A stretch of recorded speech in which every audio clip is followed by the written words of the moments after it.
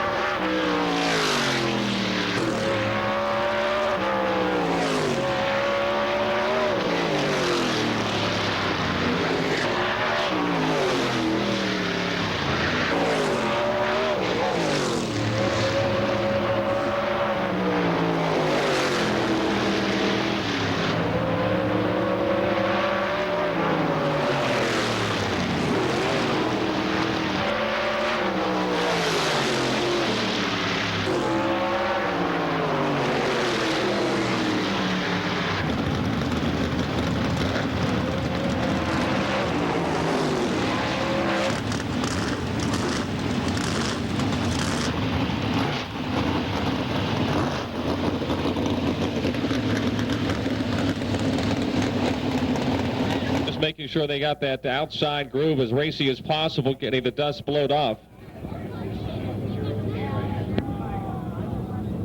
Now we've done our fast lap and our time trials. Now it's time to get serious, so to speak, because as Ronnie Johnson alluded to in the interview with Pete Secret, everyone wants to leave here today knowing they're already in the show. Yeah, it makes you go to sleep a lot easier on a Saturday night to know that you're going to be back on Sunday with a good qualifying run. There's a lot of drivers this afternoon that are not going to make the field. They'll have huge adjustments to make to try to get back into the field tomorrow in a couple of B-main races, and it's tough. It's going to be very tough. We're looking back through the field, as we mentioned, typically around road number 6 is where we are seeing some heavy hitters. So should be interesting to see what's going to happen here in the next few minutes. Just a reminder that tomorrow, the plans right now are for the 2 Pro Shocks B-mains to begin at noon tomorrow. 25 laps will be the distance for each, with only the top 2 advancing into the Dirt Track World Championship. So it is time to play ball here at Pennsboro Speedway for the 17th running of the Dirt Track World Championships. The first of 6 qualifying heats is ready to roll.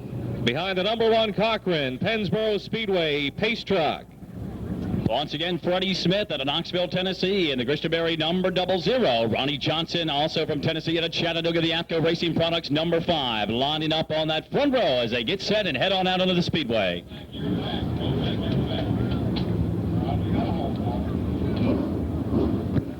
I don't know about you, buddy, but to me, I'm out on the grandstands. The blood starts to pumping a little bit now. The foot starts to shake, and this is what we've come to see. Well, fans have been very patient watching 117 cross cars head out there and go individually. This is what they've been waiting for since the warm-ups, to get them all back out there together, and now it's time to play for keeps, as these drivers will be gunning for the top 3 spots this afternoon. Top 3 finishers move on.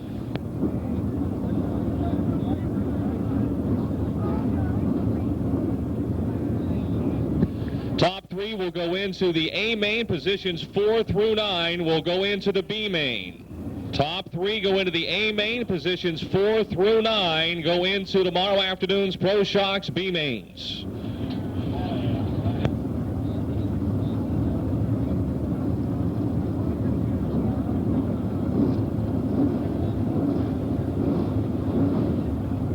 On each B main from the top 12 qualifiers who failed to advance through the top 9 spots.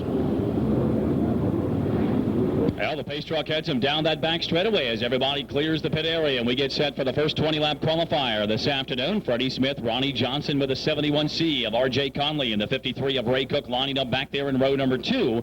17B of Randy Boggs, the 99 of Donnie Moran in row 3. The 1C of Lynn Geisler and the 27 of Ray Tucker make up row number 4. 29 of Darrell Lanigan and the T8 of Mark Pinal in row 5. CB3 of Clayton Christianberry and the 24X of Dave Norton in row 6. 33X of Aaron Scott, the 26 of Dan Sturgeon back in row 7. Johnny Johnson, Don Clark, Brian Dury, Craig Least, and Jimmy Jarrells round out the starting order as the pace truck keeps those lights on for the moment. Drivers get ready to go here in just a couple seconds. Sun could be a factor too, buddy. A lot of bright sunshine out there, especially when they start down that back straightaway. When they get close to turn number 3, they're almost going to be looking right up, and it'll get worse as the afternoon goes on. Sun starts to get on toward the horizon. It could be a factor here for the visibility of these drivers. Another problem they got to contend with. Caution remains out. We'll go around one more time and get set to go for the Dirt Track World Championship. Qualifying continuing on here at the legendary Pennsboro Speedway.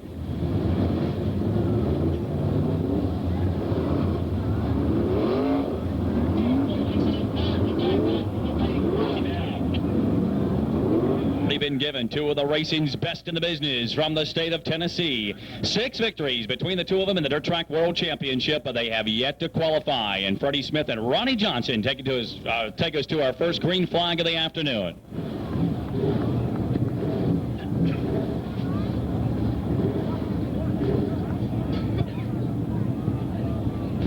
Pace truck is off. Whoa, Smith doesn't go, Johnson does. We got a log jam off the 4th turn. No green, no green.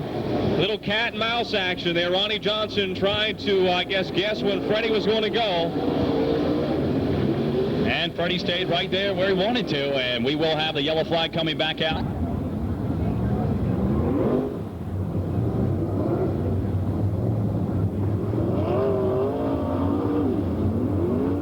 time off turn number 4. That is the key. We're looking for the green flag when they come off the 4th turn. There's a chalk line down. They're exiting the 4th turn. That is where the race is to start. 00 Freddie Smith, 5 Ronnie Johnson. As Buddy mentioned, 6 Dirt Track World Championships make up the front row of this first qualifying heat off the 4th turn. This time the green is out.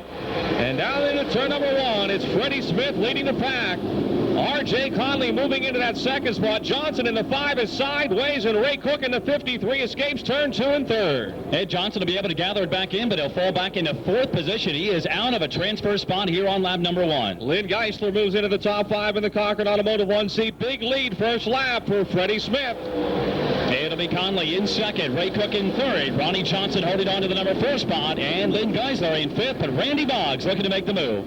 Yes, Geisler got high in turn 1. Boggs makes the pass into the top 5. R.J. Conley into 2nd, as we mentioned on that first lap. And Ray Cook right now still in 3rd. Ronnie Johnson in 4th. 1 spot out of transferring here early on. Well, a lot of drivers trying to recover from the big lead that Freddie Smith took from the get-go. And we'll see whether the interval between 1st and 2nd can now shrink now that Conley's got 2nd. Single foul down the back straightaway.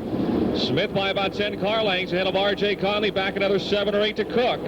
Ronnie Johnson trying to rebound from the bad start. He challenges Ray Cook. He'll close in on him down in turn number 4 as they come back to the stripe. You're right. Johnson looks like he's starting to pick up the pace a little bit. The car looked awfully loose there on the initial start, but Ronnie Johnson looks like the heat in the tires now starting to bring that number 5 machine.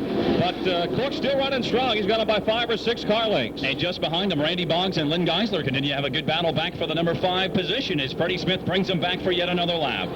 Smith was able to open up that about 7 or 8 car length lead on the first lap, and R.J. Conley is staying with him. In fact, Conley may be closing just a bit on race leader Freddie Smith. Looks like he has recovered from that good start that Smith got and is closing the interval between 1st and 2nd. Ray Cook now appears to pull away from Ronnie Johnson just a little bit. Remember, 20 laps the distance. They're completing lap number 5 this time by. 5 laps are down in this first heat race.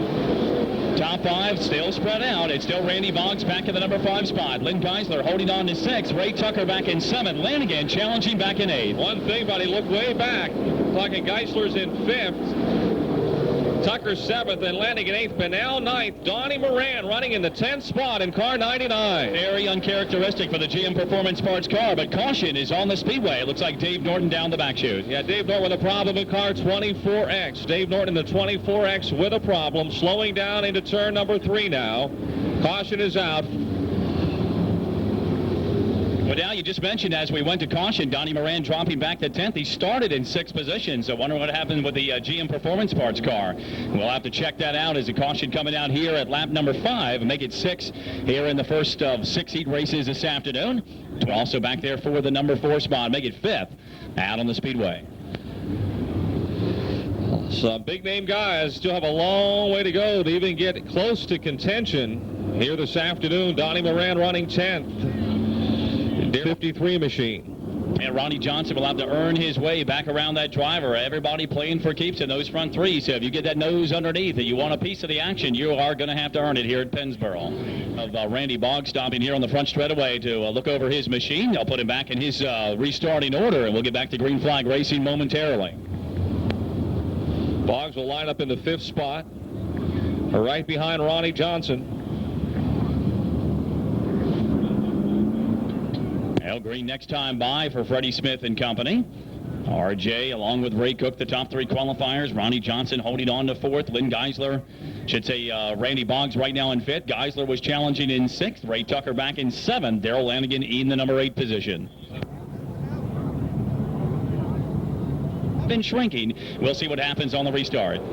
Green is back out as Smith brings the field around off the 4th turn. Boy, Conley's car really picking that left front wheel in the middle of turn 4 that time. Had a hard time getting it turned. And once again, Freddie Smith out to a pretty good lead. He gets a great jump, and as you just mentioned, RJ now waving to the crowd as he raises that left front wheel up. Johnson goes for 3rd, gets it down the back chute. One little slip of the wheel. Ray Cook got out of the groove off the 2nd turn. Johnson was there, and he's trying to get the spot back from Ronnie off the 4th turn. Johnson shuts the door and says no. 7 laps in the books here in the first qualifier. Smith, Conley, and Johnson, and once he got it, he is pulled away just a little bit. Now Ray Cook holding on to the number 4 spot down the back chute.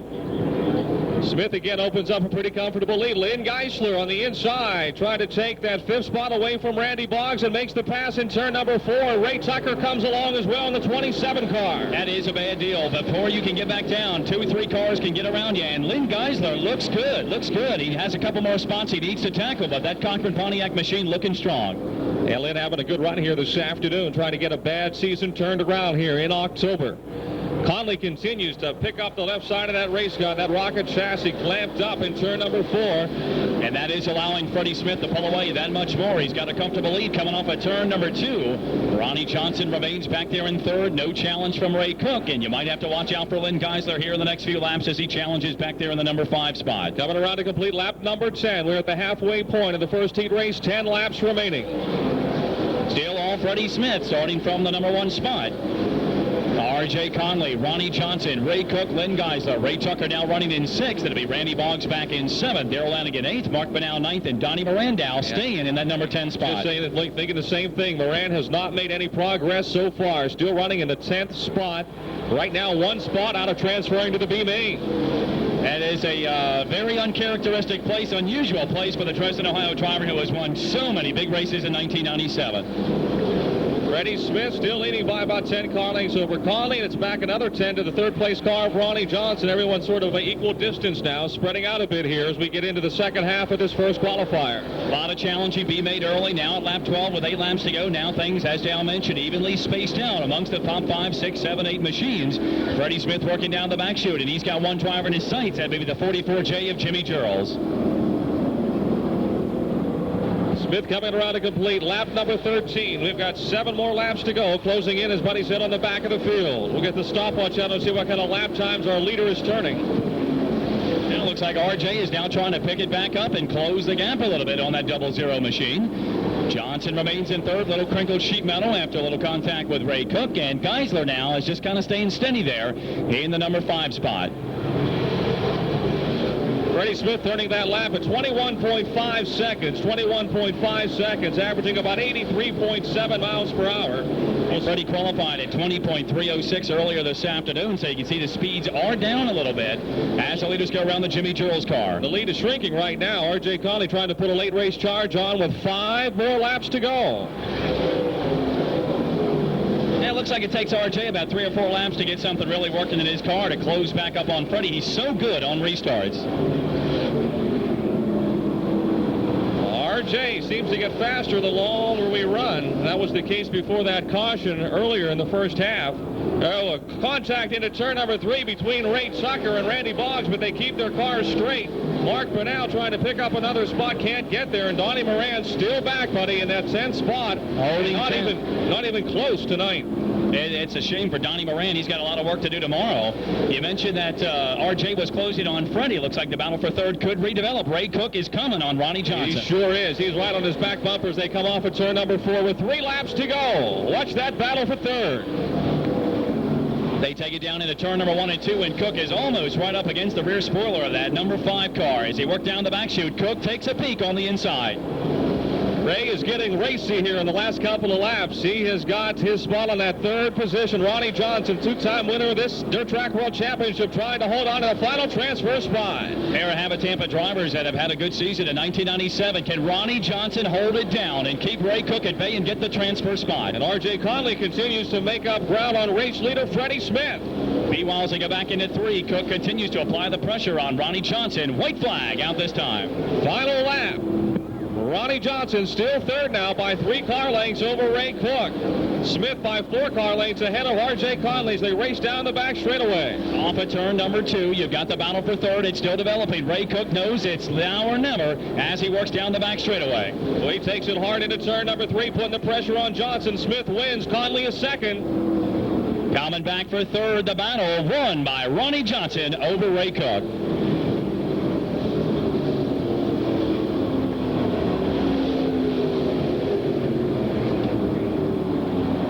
Freddie Smith will start 3rd in tomorrow's Dirt Track World Championships. Smith will start 3rd after winning the first heat race here this afternoon. Also picking up transfer spots, R.J. Conley. He will start tomorrow in the 9th spot. And the final transfer spot, Ronnie Johnson, buddy, was able to hang on to finish third, and he will be starting in the 15th position. Well, we're seeing a little taste of exactly what we wanted to see. The qualifying times were so even, and you saw Ronnie Johnson and Ray Cook, they were so close together. Johnson with a time of 20.473, and Ray Cook's time was a 20.670. So that... Okay. Pete Secret is standing by inside the front straightaway, and he's going to try to get a word here with our first heat race winner, Freddie Smith. I've got the winner right here with the heat race number 1. The gentleman, Freddie, congratulations. Good run for you. Thank you. Appreciate it. We're just glad to be here and make another good show. Good job. Congratulations. Freddie Smith, the 00 car. Good run for the gentleman out of Knoxville, Tennessee.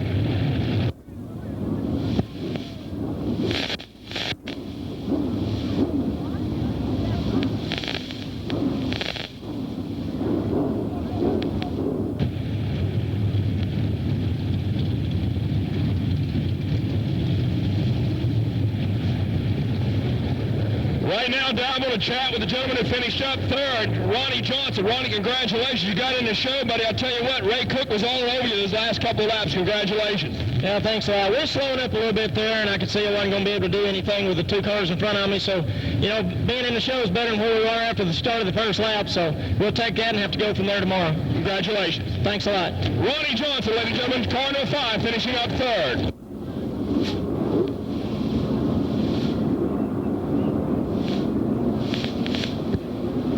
Remember, 4 through 9 go on to the B main, and Donnie Moran finished 10th. But remember, the top 12 qualifiers who didn't finish in the top 9 in the heat will get added to the back of the B, so there's still a chance that Donnie will get a chance to start in the back 3 rows of one of the B mains tomorrow. And that's going to be pivotal for him. I know he is very upset that he did not have the run that he wanted to. Started in 6th position, dropping back to 10th, and that's exactly where he stayed. But, well, we got 2 of our heavy favorites, Freddie Smith and Ronnie Johnson. They didn't do it in qualifying. They did it in the heat race, and they are in tomorrow's Dirt Track World Championship.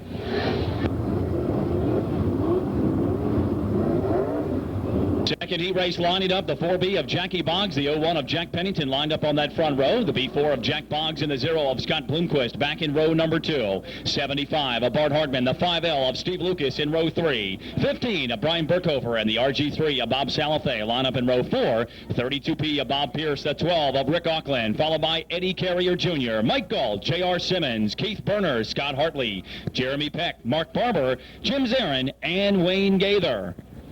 Here we go off the 4th turn, not wasting any time. Second heat race for the Dirt Track World Championship takes the green flag.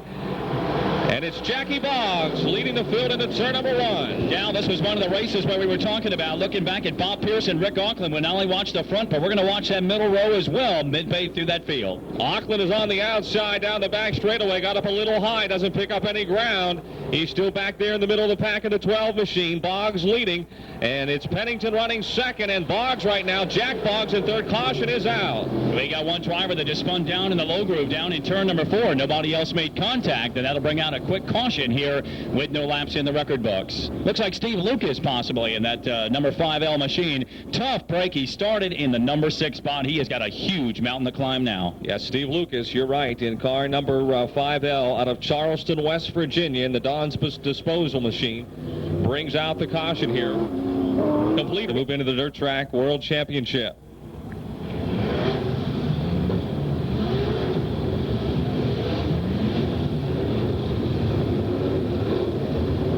75 of Bart Hartman along with Bob Salathe in the RG3 machine line up in row number 3. Hartman, very good finish in the Hillbilly 100 earlier this year. It's around the country as well. There's going to be some good cars again in this heat race that do not transfer into the A main.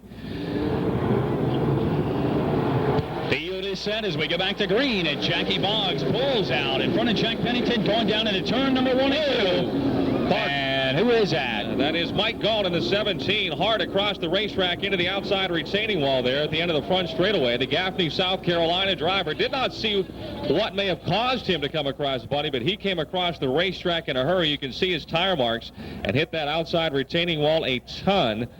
The driver out of Gaffney, South Carolina. Top break for Mike Gall in car number 17. We'll check him out, make sure that driver is okay as we get our tow truck and our crew down in turn number 1. Once again, no laps in the record books here this afternoon in heat race number 2. I tell you, everyone trying to get to the inside, that is evident. Boy, Scott Bloomquist and Bart Hartman drag racing for that 4th spot into turn number 1. Bloomquist was not going to give it up. He was going to shut that door and protect the inside. And you saw Jackie Boggs. He outdrug Jack Pennington. The minute Pennington knew he didn't have a chance, he shot right down to the inside, going into turn number 1 and 2. Go off on the hook, joining Dave Norton is one of the early casualties after heat race number 1. So there's 2 crew.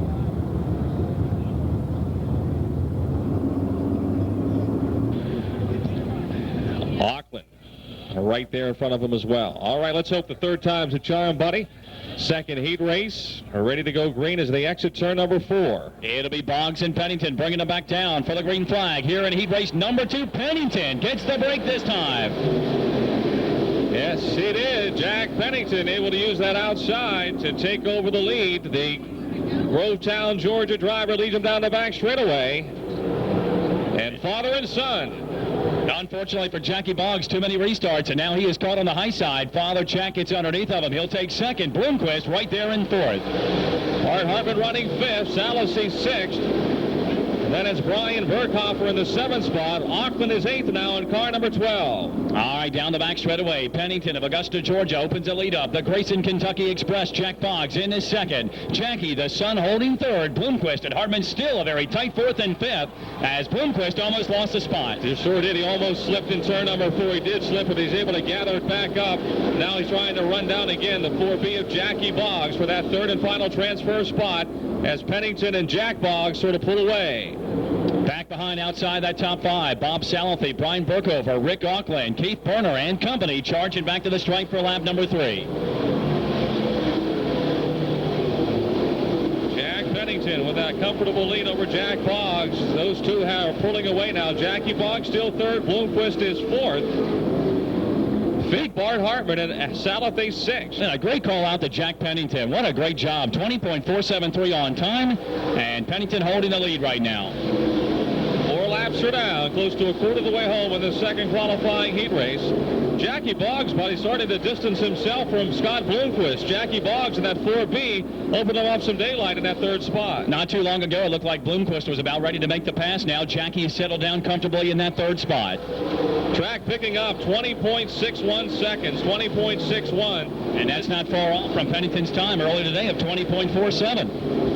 His heat definitely faster than the last. The track taking on rubber. You can see the cars when they come off the 4th turn, really getting a hold of the racetrack, picking the left front off the ground. We saw it with R.J. Conley in heat race number 1. Pennington bringing it back to the stripe. Jack Boggs, Jackie Boggs, Scott Bloomquist, and Bart Hartman in the top 5. About a half straightaway lead over the rest of the pack. Well, they have. Those front 5 cars have just left the others behind. Rick Auckland continues to try and battle his way forward in the number 12 machine. Still well out of the top 5. And not a bad run for Brian Burkhofer. He's back in 6th position heading that field. Auckland got around Salathy for 7th, but Burkhofer in his first ever run holding on to the number 6 spot.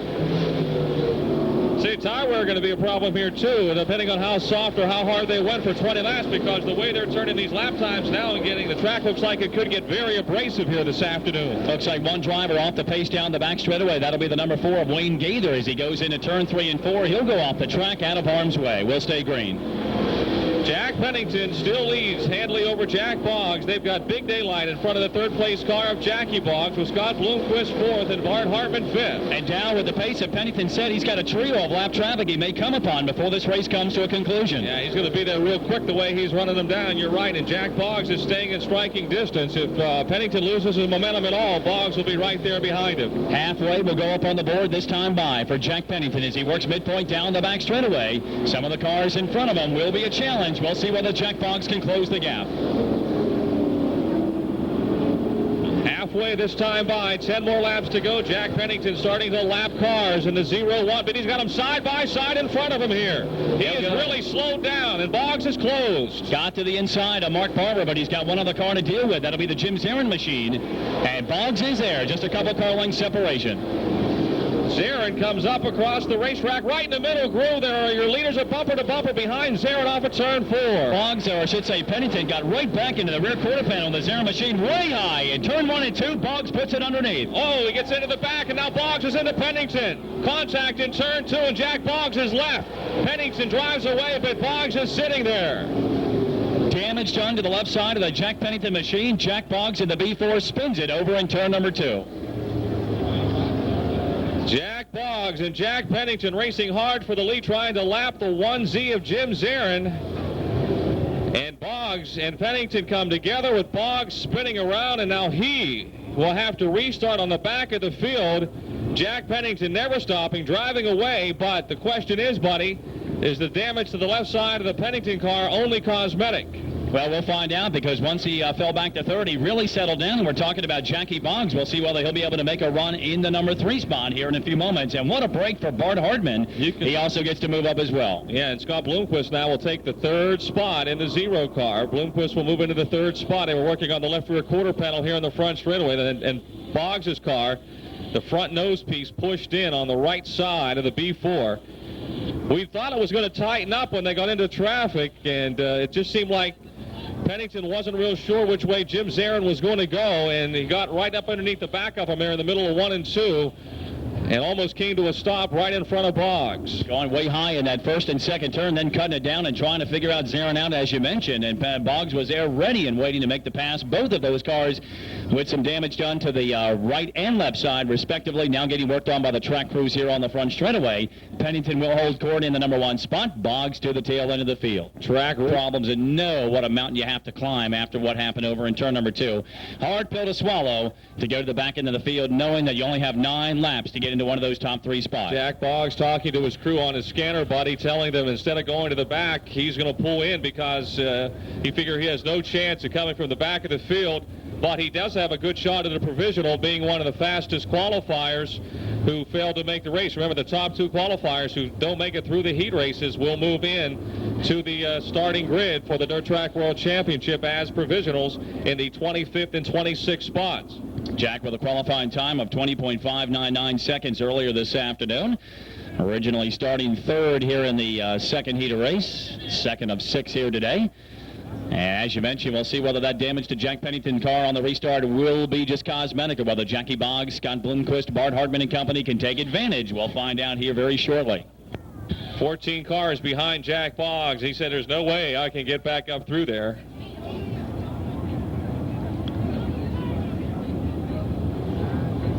I think Boggs is going to take the car into the pit area. The Chubby Baird Gate Company, B4. Sporty new colors in 1997. The B4 now waiting and going in line. We'll see whether he accepts that or whether he'll make a move around one more lap and head it off into the pit area. Well, he was told where to go, and we'll see. It's all in the hands of Jack Boggs now. He wants to make the decision. To his crew.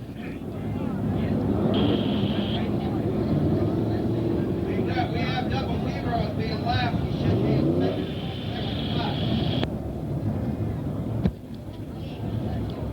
Mark Barber in the 00 is a lap car.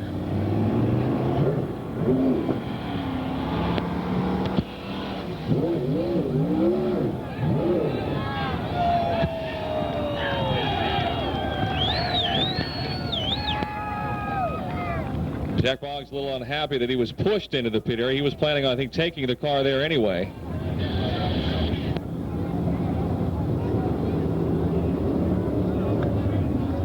Jack's not mad at the decision that he has to go to the back of the pack, but he just realizes there's no way that he can get up through the field, qualify. So instead of putting the wear and tear on the car, he'll gamble and hope that he is one of the top 2 qualifiers who fails, who is able to get a provisional. Well, it's really a tough break, running right up there for the lead and battling with lap traffic. And now we'll see what Jack Pennington can do on the restart. 11 in the record books here in the second qualifier today. 4B of Jackie Boggs, the 0 of Scott Bloomquist, line up 2nd and 3rd. Bart Hartman in 4th. Brian Burkhofer in the 15 car in the number 5 spot. We got 9 circuits to go. No lap traffic between those front drivers. We'll see what he can do on the restart. Boggs already looking. Yeah, he's right there on him as they went into 3, but Pennington pulls him off the 4th turn to stay out in front. Now Pennington does respond. He gets a good lead, a couple car lengths off of turn number 2 and starts to turn up the wick and open up that lead one more time.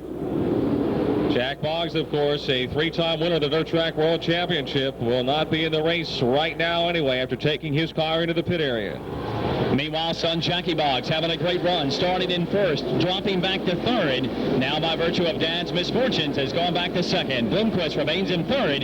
The battle for the transfer spot is not there right now. 3 to 4 car lengths separate Bloomquist from Hartman. Yeah, I really thought Bart Hartman would try to put the pressure on Bloomquist here after the restart. Obviously, the car just right now not capable of doing it. 7 laps to go. Hartman will try as he may. Back in 4th spot. Burkhofer remains in 5th. Auckland in 6th. Salafay in 7th. It'll be Burner 8th. Pearson 9th, and Carrier making up the top 10. Well, you answered the question. Pennington, evidently it is cosmetic damage. That car is still running a very good pace out there. Yeah, Jack has not slowed down at all. His lap times have been very consistent here as we approach the 3-quarter mark. Next time around, we'll have just 5 more laps to go. Well, it looks like Bloomquist was closing a little in 1 and 2, but now Boggs puts the foot to the floor and opens that gap up between 2nd and 3rd. Front 4 pulled away by about a quarter of a turn.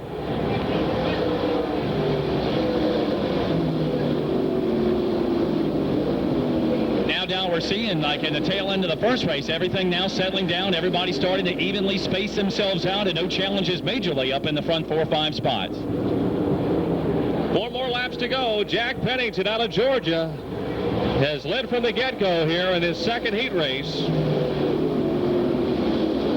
Only challenge that we see that could be coming may be back for the number 5 position, where Auckland now begins to work on the Brian Burkhofer car. You're right. I was just going to say the same thing. Rick Auckland really starting to pressure Burkhofer now. Back behind him still Bob Salathay. Dropping farther back is Keith Berner here on lap 17. Burkhofer, though, will get a good lap that time. He opened up some daylight on Auckland. That's interesting. 1 lap, they're right there. The next lap, it's about 4, 5, 6 car lengths of a gap. It looked like it was going to be a challenge, and then it just opens right back up. You missed the groove by just a little bit. You know, it makes a big, big difference right now on this racetrack. Field back for lap number 18. Jack Pennington answering the questions. Everything's okay on that 0-1 machine. Boggs and Bloomquist remain 2nd and 3rd. Coming to the white flag this time by. We'll have 1 more lap to go. Jack Pennington trying to start outside of row 2 of tomorrow's Dirt Track World Championship. Driver hailing from Augusta, Georgia, takes the 1 to go side. Jackie Boggs, the Kentuckian, following by the Tennessee driver Scott Bloomquist, and Hardman in the 75 just dropping a little bit farther back. Into turn number 3. That very right race car, Jack Pennington, out of Grovetown, Georgia, wins the 2nd heat race. It'll be Jackie Boggs coming home 2nd. Bloomquist will take the 3rd and final transfer spot. Yes, Bart Hartman will move into the B main along with Brian Burkhofer, Rick Auckland, Bob Salathay, Keith Berner moving into tomorrow's Pro Shocks B mains.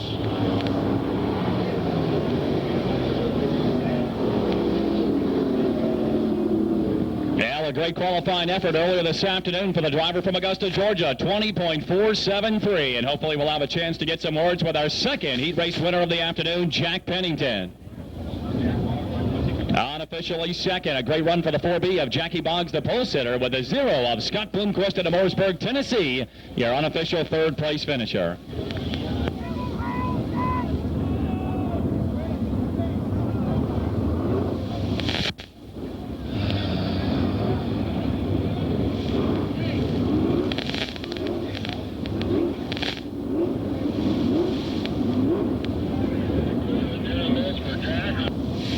Bloomquist heads off to the scales as our 3rd place finisher this afternoon. Pennington and Boggs will be making their way. Bart Hartman, of course, unofficially in the number 4 spot. If anything were to happen to one of those front 3, Bart would, of course, have a transfer spot as well.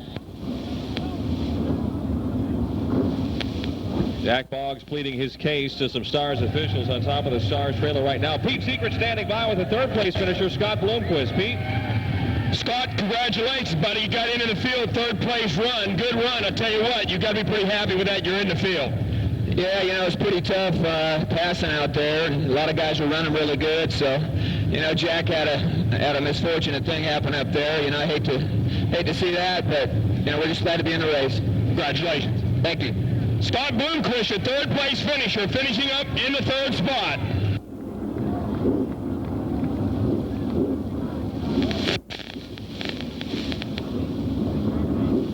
Bart Hartman coming home fourth, 1 spot shy. Jack Pennington is across the scales, Pete.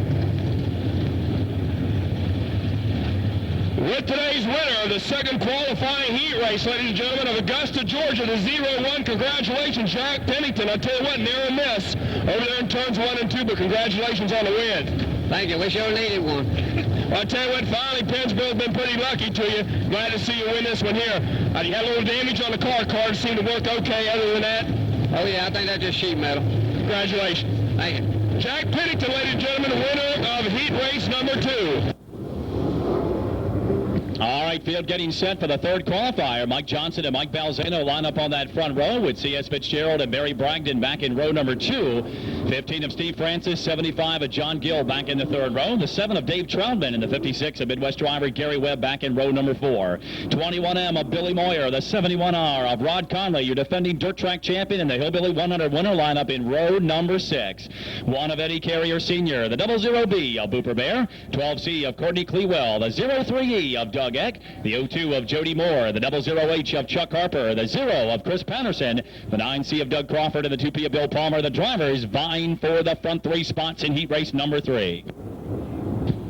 Well, the front row has, of course, dominated in both heat races thus far, but once again, we've got some big names. Last heat race, it was Rick Auckland. The first heat race was Donnie Moran. This heat race, we've got Billy Moyer starting way back midfield, buddy, and passing is tough right now. If Billy's going to make the show today, he's really going to have to put on a driving show here in this third heat race. 21.189 is fast lap earlier today. Same category. What about those Pro Shock B mains tomorrow? Oh, they're going to be lovely. Black and blue is more like it, I think. We're ready to go with our third heat race for the Dirt Track World Championship. On the gas off of turn 4. They're rocking and rolling down the front chute. Side by side into 1. Drag race into 1, and Mike Johnson takes it from Balzano. Can he keep it down? Yes. He'll take the number 1 spot in turn number 2.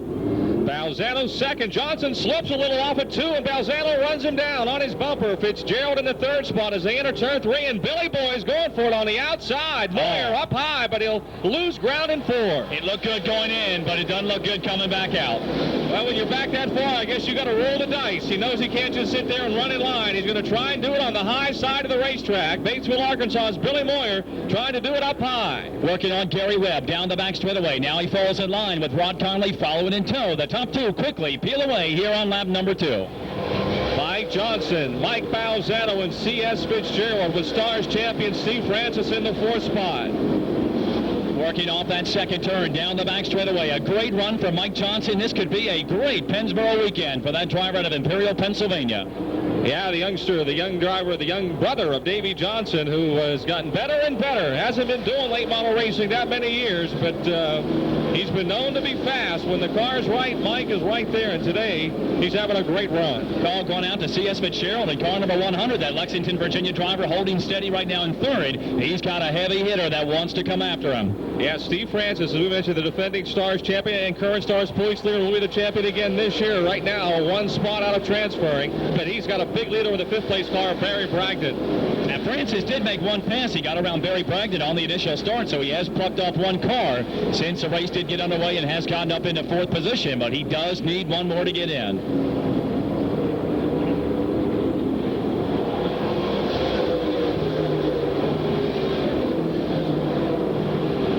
Laps are down. Mike Johnson still 7 or 8 car lengths lead over Mike Balzano. Johnson seems to be a little loose coming off at 2, and that's where Balzano, if he's making up any ground, is able to do it. No, whatever problems Mike has, Balzano cannot take advantage of it right now as they work back for lap number 6. And they've got a good lead over Fitzgerald, with Francis holding on to 4th, top 5, made up by Barry Bragdon.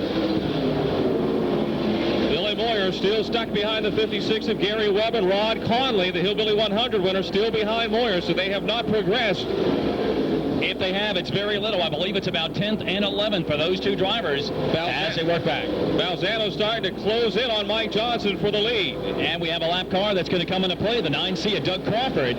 He may be a determining factor like we just saw in heat race number 2. Well, you hate to see an incident like that between the first two cars. Hopefully both can get by as Crawford moves to the top side of the racetrack. A sportsmanlike gesture that let the two leaders battle it out. Class act for Doug Crawford. He gets a good call right there for what he just did. Then E.R. Corbin, E1 of Mike Balzano has really picked up the wick here. He is putting the pressure on Mike Johnson as they race off the two down the back straightaway. Couple car length separation, not even that much, as Balzano closes up in turn number 3 and 4. Fitzgerald now in third. He has to deal with Crawford with Steve Francis closing. Mike Balzano able to take his car better into the corners. He's really closing on Mike Johnson going into the corners. And Francis, you're right, buddy, right now behind C.S. Fitzgerald for third. C.S. climbing the banking just a little bit in turn number 2. Francis looks to take advantage of it as they work down the back chute, but C.S. puts the foot to the floor and opens up a 3-4 car length advantage. Halfway this time by, we've got 10 more laps to go. 10 to go. More lap traffic ahead of Mike Johnson. They're 2 bites side by side going into 1 in front of the race leader. That was a quick 10 laps. That's indicative of the blistering pace set by Mike Johnson. And now they're side by side lap traffic wise, and Johnson's got a huge decision to make. He has got a big time decision here. Balzano's underneath them in turn 4. They're side by side for the lead with lap traffic ahead of them. And Johnson, for the moment, holds the lead, but he's stuck on the high side. He's trying to get around the carrier machine. It works for Mike Johnson. Big move for Mike Johnson. He went for it on the top side, and it pays off because Balzano now is still stuck now. He'll get by Carrier. Meanwhile, C.S. Fitzgerald had a chance to close just a little bit. He has no pressure from Steve Francis behind. Bragdon remains 5th. John Gill back in 6th. More lap traffic for Mike Johnson. The Chuck Harper 00H, the next car in front of the race leader. 12 laps are down, 8 to go. Now, I know you've got to be tickled right to death to see this guy. I know you've had a chance to announce him many weeks at Pittsburgh. This has got to be a thrill for you to see Mike Johnson do so well. Yeah, like I said, he's qualified well in the past. When he qualifies well, you know, sometimes he hasn't run that well. But Mike is doing a yeoman's job. He's got another big job in front of him now. 3 lap cars with Mike Balzano again closing in. Chuck Harper, one of those cars of the 00H machine. Bill Palmer, and also the number 03 car of Doug Eck. And again, Balzano closes back up, so Johnson really having to work hard to earn this third race win. He's hard on the brakes there, coming off. He goes to the outside. Look at this racing action, slicing and dicing into turn number 1, and Johnson has made it work again. That is some great racing right there, in and out of lap traffic, trying to figure out where those drivers are going to go. And now look at the lead that Johnson's got with only 5 laps to go. And right now, Steve Francis is able to close back in on C.S. Fitzgerald as the lap traffic has slowed him down. Francis looking for the transfer spot. The defending Star Series champion gets around the Bill Palmer machine and comes back for lap number 15. 5 laps to go. Less than 5 to go as your leader, Mike Johnson, leads Mike Balzano on the back straightaway. Well, let's see if the interval between first and second closes up. It doesn't look like lap traffic will play a factor anymore. If it does, Courtney Clewell will be the only machine to deal with, but good interval right now for Mike Johnson. Winner of this heat race will start inside row number 3 in tomorrow's Dirt Track World Championship. Mike Johnson out of Imperial, Pennsylvania. The Imperial Hoist Chem Oil 2J Mastersville doing the job right now. We might have to take our eye off the lead and go back to third, where Francis is bearing down on Fitzgerald, and 2 lap cars dead ahead. Yeah, Fitzgerald trying to be patient with lap traffic, but what he doesn't know is Steve Francis is filling his rear view mirror full of... You know he's got to be able to hear that motor over the turns. He knows Francis has got to be bearing down. He's got to be there somewhere. We're less than 3 to go now. Less than 3 to go. Watch the race for third. The final transfer spot. Balzano is closed back in on Johnson for the lead, too. Well, you don't know what to watch, first or third. They're both good as they come back for 2 to go this time by. Certainly are. This is the most raciest of the heat races thus far. C.S. Fitzgerald goes low, and Francis is going for it, buddy. On the outside, Steve Francis, the Doug Eck machine is right there. Francis had to try the move. You don't blame him for what he did. No, he has to go for it. You're right. He made his move. It didn't work. Now Fitzgerald still trying to lap the 03 car of Doug Eck. And it's not over by a long shot. CS has still not cleared those cars. It still could happen for Steve Francis. 1 lap to go. Mike Johnson leads down the back straightaway. Courtney Clewell loose in front of the leaders. They get by. Balzano closing on Johnson. Close call and final crack for Balzano in turn number 4. Here they come off of 4. Mike Johnson, Mike Balzano. Johnson wins. Balzano a close second. Meanwhile, coming off a turn number 4, the battle for third, the bubble, it goes to C.S. Fitzgerald over Steve Francis. What a great heat race number 3. 2 hotly contested battles. You are right. For the lead and for third. Mike Johnson wins. Mike Balzano second. Finishing third will be C.S. Fitzgerald. Steve Francis comes up one spot shy. Billy Moyer never able to get any further than Gary Webb. Stayed behind him the entire 20 laps. And Dow, you made the call earlier. You kept your eye on all these times, how they were so tightly bunched together, and you knew it was going to transfer in some very close racing. What a great job for Mike Johnson out of Imperial, Pennsylvania in the 2J. Balzano in the E1 will qualify, coming home in second. The 100 of C.S. Fitzgerald with a great run, fending off Steve Francis, unofficially your third-place finisher. This has got to be a career thrill for Mike Johnson. He has started this race before, but I don't think he's ever started it this far forward. He'll be starting inside row number 3 tomorrow afternoon, and Pete Seeger will be talking to the young man here in just a moment. Pete? We're down here with the winner of the heat race, qualifying heat race, Mike Johnson. Mike, great job in traffic, buddy. I'll tell you what, it looked like it was going to give you some trouble, but great job. Hey, thanks. The car felt real good. It got a little tight on me about 10 laps in. I think I lost my stagger, but it was good enough just to win the heat. Congratulations. Hey, thank you. Mike Johnson, the driver of the 2J, wins this qualifying heat race in fine fashion. We'll talk with the second place finisher, Mike Balzano.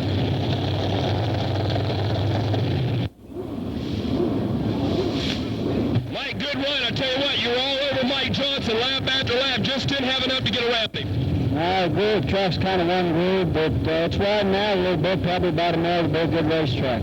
Tried on the outside a couple of times. Anything much up there on the outside, especially going into one? It's coming in. It's not real good yet, but I think it's going to get better. Congratulations. Thanks. Mike Balzano, the E1, good second place finish. Well, Mike Johnson has made 3 previous Dirt Track World Championships. His best finish was 15th last year. He'll be starting, as we said, in the 5th spot tomorrow afternoon as we're ready now for the 4th of 6 heats. Duval in the F1, Fry in the 66, Harrison at 10, Verdon of 1V, Barton at 28B, Buchhoek in the B1, Groves in the 32, 30 Shaver, 112 Malquit, 72 Mason, 17 Thornsberry, 90 Davis, 43 Baff, 71 Delmas Conley, 8 Curry, 43 Sherlock, Armbruster in the 61, Schleifer in the 59, and Bill Reed in the 28. All righty, we're going to see what happens. We have had 3 good ones so far. We are at the halfway point in qualifying heat races here this afternoon in the legendary Dirt Track World Championship. Bill Fry trying to get the edge on Mike Duval early. A real close race into turn number 1, almost rubbing wheels. Duval goes in high, Verdon's up high, the bottom door is open. And Bill Fry goes through. Little zigging and zagging in 1 and 2, and the GRT twins trying to get to the top 2 spots. It's Fry, Duval, and Johnny Verdon, the top 3. And you left the barn door open on the inside here at Pennsboro. They're going to go by you, and that is what Bill Fry did. Great run for Bill Fry from Greenbrier, Arkansas. He has a win at Pennsboro here in the past. He takes him back in turn 1 and 2. Number 10 car being powered by Paul Harris, 3rd fastest in this race. Right now holding on to 4th. Behind him, we've got the B1 of Bill Buchhoek, who continues to impress here this afternoon. He is followed closely by Steve Shaver in the 30. Now the one of the Wheelersburg, Ohio drivers, Bill Buchhoek, in that B1, a great qualifying run. He holds on to 5th. Shaver in 6th, as Dal just mentioned. 7th going to Dick Barton. The 8th spot right now to Dave Groves, 9th to John Mason. And the top 10 looks like the 90 of Ernie Davis. Coming around to complete lap number 3, Bill Fry leading. Duval 2nd and Johnny Verdon 3rd. So the Bill Fry, Johnny Verdon team, a good chance of getting both cars into the A main here in this 4th heat race. 2 good-looking machines, and you got to take your hats off to Mike Duval. The caveman just continues to be a very strong driver, and no matter how many years he's been racing, he's still tough. He doesn't travel as much as he used to, but he's still a threat wherever he goes. Right now, 4th position, we're watching Paul Harris in car number 10. He's closing on Johnny Verdon a little bit down in turn number 1 and 2. And Buchhoek, as you mentioned, you said you've been impressed with him all day long. He is still very steady right up there in the top 5. First chance I've ever had to see the young man run, and he's doing a good job here this afternoon. Steve Shaver, a 2-time winner this year with the Stars, trying to put the pressure on. Leaders back to the line. 5 quick laps in the record books. And now we've spun off some very quick heat races. When we stay green flag racing, it's a tremendous pace that's been set by these guys. Yeah, the racing's been excellent so far here this afternoon. A lot of good drivers out there. The track has picked up speed, and They've gone by quick. You're right. We're completing lap 6 here in the 4th one. And those front 2 drivers quickly peeling away. We're going to put the clock on the front guys and see exactly what they're doing. And Duval seems to have closed back up a little bit on Billy Fry, and the battle for third still very tight. You don't want to slip. No, you're right. I think that Duval has closed in a bit on Fry. Back away still Burton. And Harris putting the pressure on him. 3 separate sets of 2-car battles for 1st through 6th position back to the stripe. 21:09, so this heat not quite as fast as a couple were earlier, but Bill Fry still out in front. 21:09 was that last lap. It'll be Duval about 5, 6, 7 car lengths back in 2nd. Verdon remaining in 3rd, but no breathing room. Paul Harris a car length back in 4th. And Steve Shaver just on the back bumper of Bill Buchhoek in that battle for the 6th or 5th and 6th spots. Harris now beginning to start. He's close enough down where he's starting to peak on the inside on Verdon off turn 2.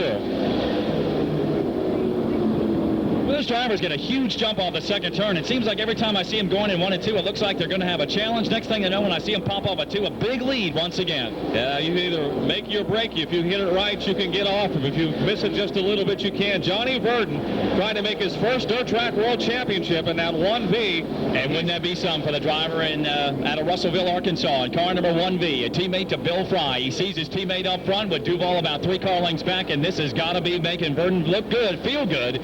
But Paul Harris is not going to cut him any slack. No, Harris made the race in 1992 and finished 7th, and he'd like to get back in the starting grid, and he is really working young Verdon over. At the same time, Buchhoek in the B1 and Shaver in the 30 are closing in, so Verdon may not be that fast. No, they're closing in. Yeah, those 4 cars are now beginning to start bunching up just a little bit. Puff of smoke off the Paul Harris machine. Maybe he's really burning up that right rear in an effort to catch up. We are past the halfway point with 9 laps to go, and Bill Fry is really pulling away now, buddy, down the back straightaway. He starts to lap the back of the field. Kyle Sherlock, the next car to go a lap down. And unlike some of the other races, the leader has got some room to make some moves in lap traffic without the pressure of the 2nd place guy right there. Yeah, Fry eases into turn 1, trying to get by, again, the 43 car of Kyle Sherlock. In turn number 2, he'll make the pass. You wonder how slick the track is for these drivers if they're ice skating around, and then they got to get underneath a lap car that's not handling as well as they do. They got to really be scared and worried when they get up there. You got to put a lot of trust in the other guy, too, just hoping he doesn't slip and come down, because if he gets you in the wrong spot, takes a tire, or hits a tire, you get a flat, you're done. Something has changed in 3rd spot. All of a sudden, Johnny Verdon is pulled away a little bit from Paul Harris as well as Buchhoek and Shaver. That's one thing I've noticed. Cars come and go. It seems like they're slow for a couple laps, then all of a sudden, if the tires kick in or whatever the case may be, they start to pick up the pace again. Shaver underneath Buchhoek in turn 3. Buchhoek still having a great run, but Shaver now wanting that spot. He needs to go up a couple notches in the order to transfer here today. Well, they're really smoking those right rear tires coming off of turn number 4 as Bill Fry works more lap traffic. He's slowed down on the back straightaway, and closing in again is Mike Duval as we complete this time lap 15. 15 this time by. He's got the 28 of Bill Reed to deal with as he comes off turn 4, and Duval indeed is closing as Fry is gingerly working around this racetrack. Bill Fry makes the pass of Reed into turn number 1. 1 lap car between 1st and 2nd now. Then it's back again to Johnny Verdon, still 3rd. He's got a lap car between himself and the 10 of Paul Harris, who runs 4. So Verdon, big daylight now in that 3rd and final transfer spot. 3 laps ago, it looked like he was about to lose it. Now all of a sudden, as you said, the cars just continue to change back and forth. And we saw a lot of smoke off that Paul Harris machine burning those tires. And now another great battle behind him. Shaver continues underneath Buchhoek into turn number 1, or Buchhoek. And Shaver finally is able to make that pass. So Steve Shaver is now up into the 5th spot. I got to believe tomorrow, if he doesn't make it in today, that Bill Buchhoek is a driver we're both going to be cheering for to try and make it into the field because of the great effort he's had here today. He has been impressive. We are down to 3 laps to go, and the lead is about 5 car lengths, 6, maybe 7 now as they exit 2. Bill Fry opening up a little bit over Mike Duval into turn number 3. Car number 8 of Dennis Curry, dead ahead. That could be the final lap car they'll deal with here in this afternoon's event. Caution on the speedway. Yes, we have got a crash, it appears, off in turn number 2 or off the 2nd turn somewhere over in that neighborhood of the racetrack. Hard to see from our vantage point, but there is definitely a problem. Well, things were starting to get a little spread out. Now we are going to have a run the finish. 17 laps in the record books here with Bill Fry. I think it was the lap car, the 43 of Kyle Sherlock, that was having the problem over in turn number 2. He's both having a great run here today. Yes, indeed. Verdon trying to make his first dirt track world championship. Harris trying to make it for the 2nd time. Steve Shaver in car number 30 able to move into 5th there the last couple of laps.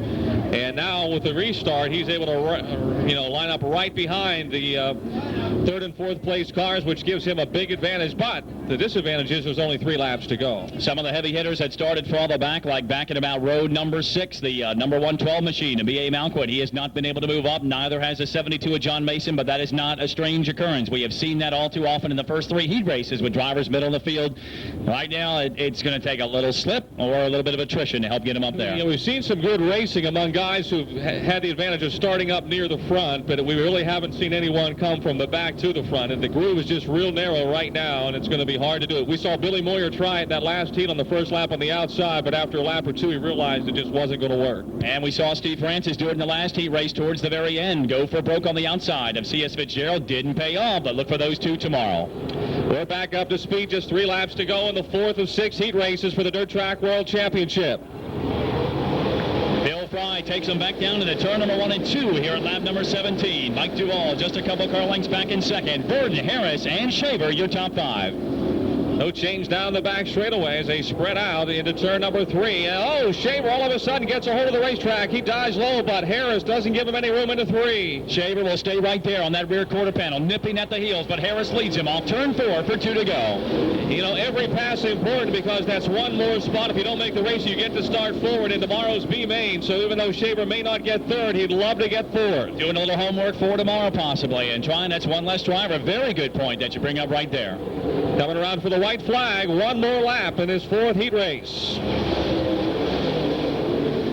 Fry back in turn number 1 and 2. He is up to the gearbox. He has got a good lead on Mike Duvall as he brings him down the back straightaway. For the final time, Johnny Verdon holds on to 3rd. Bill Fry, no stranger to winning here at Pennsboro, won the Hillbilly 100 earlier. His best finish in the dirt track was 9th in 93, and he'll pick up the 4th heat race win over Mike Duvall and Johnny Verdon. That's a good top 3, and those are 3 good drivers that'll make immediate impact tomorrow in the Dirt Track World Championship. And as you mentioned, Bill has won here at Pennsboro in the past. And all 3 are from the South. The South. Those loaded guns continue on.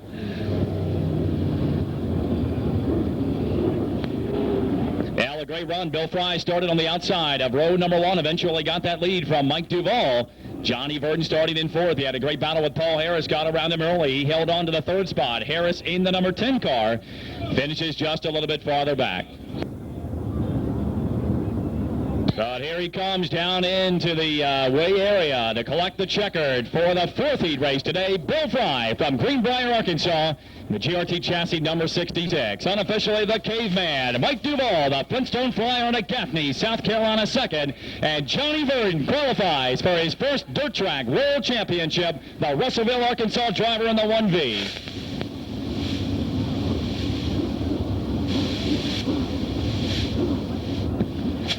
All right, Pete Secret is standing by. Pete, go ahead. Right down here with today's winner of this qualifying heat race. Good run, Billy Fry. I tell you what, you got out in front, took advantage of it. Car worked extremely well.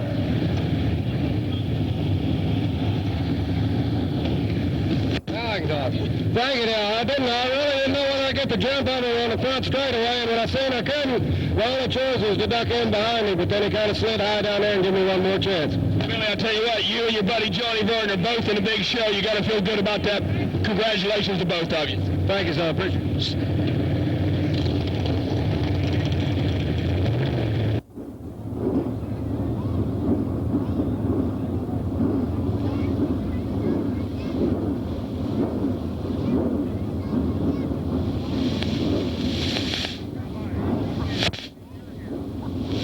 That'll wrap up the 4th heat race this afternoon here at the Pennsboro Speedway, and qualifying continues on for the Dirt Track World Championship. And a couple of heavy hitters again from the South now, right up on that front row. Skip Arp and Wade Knowles in the 31 and the 66. Paul Davis in the 111. The 31 of Denny Chamberlain will make up row number 2.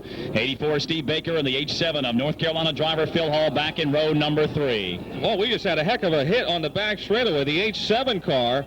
The H7 of Phil Hall went right up underneath the 31 of Denny Chamberlain. I'll be real surprised if we don't have some damage, some severe damage. I don't know what the situation was, but Hall had Chamberlain clear up off the ground there. Tough break for Phil Hall. You can see the damage from here as he comes off at turn number 4, and we will see whether that is going to be something that has an immediate impact in qualifying for today's 5th heat race. Well, the drivers in the field, Rick Eckert and Gary Stuhler. Look out for them for the back of the field. 68 of Tim Hitt, the 810 of Andy Bond, 1 star of Chubb Frank, 66 of Sean Holliday, 6 of Billy Hicks, the 11 of Kenny Lamb, the 87 of David Smith, the 2C of Clint Kaufman, 1K of Jim Kudis, the 92 of Dick Potts, and the 59 of Dub Barnhouse. But Eckert and Stuhler, I'm going to be watching them do. Yeah, this race, it's their turn to try and work their way, work that magic that no one's been able to work so far from middle pack. Actually, they're a little further than middle, but still I don't think we've had anyone come from the 4th row up into the top 3. No good run for Paul Davis early today. The driver of car number 111 starts 3rd in this event. 20.641 was his qualifying time. He's down on the inside of row number 2. Ray Taylor, to report to your trailer. Ray Taylor, report to your trailer. Ray Taylor, report to your trailer. Dow pace truck is in. We're set for heat race number 5. Skip Arpin, Wade Knowles up front. It has been a record pace day here at the Pennsboro Speedway. Things have been moving along quickly. We're down to 2 races to go, and Paul Davis sideways there on the front straightaway, and the 111 steers out of it. He'll be 4th in turns 1 and 2. The way things have started, even before the green came out, we've already seen a little bit of damage done to some cars. The 111 of Paul Davis almost got out of shape, gathered it back in. Well, Gary Stuhler just made a big move down the back straightaway, buddy. He took 2 cars. He split the seam, and he's moved on. Eckert's got problems. Rick Eckert in the 24. The left front has collapsed on the 24 of Rick Eckert. And we've got caution out on the speedway. No laps in the record books. Eckert looks like the left front has collapsed on the... Rick Eckert in the 24V, the Rayvest excavating car out of York, Pennsylvania, sitting down in turn number 4. Something looks bad on that left front, and it is not a good day for the driver out of York, Pennsylvania. It looks like it happened to the left front of that car, so you may not be able to see exactly what happened, but, well, it's not good. Whenever the hook comes right up to the front of the machine, it's not a good story, and Eckert's got an uphill battle. He's definitely got tire marks on the outside of the right side of the car, too, so he was probably trying to squeeze his way in there, some tight racing room into that 3rd turn, and it just didn't work out. Schedule and Wade Knowles remain up front. Paul Davis and the number 31 of Denny Chamberlain with a little damage done to that right rear quarter panel line up in the 2nd row.